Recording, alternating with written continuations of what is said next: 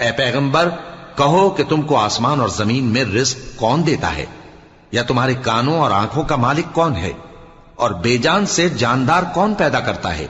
اور جاندار سے بے جان کون پیدا کرتا ہے؟ اور دنیا کے کاموں کا انتظام کون کرتا ہے؟ تو یہی کہیں گے کہ اللہ۔ تو کہو کہ پھر تم اللہ سے ڈرتے کیوں نہیں؟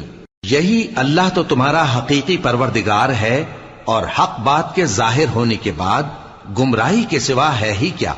تو تم کہاں پھرے جاتے ہو؟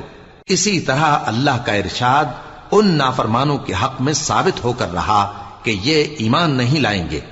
ان سے پوچھو کہ بھلا تمہارے شریکوں میں کوئی ایسا ہے کہ خلقت کو پہلی بار پیدا کرے اور پھر اس کو دوبارہ بنائے؟ کہہ دو کہ اللہ ہی پہلی بار پیدا کرتا ہے، پھر وہی اس کو دوبارہ پیدا کرے گا۔ تو تم کہاں الٹے جا رہے ہو؟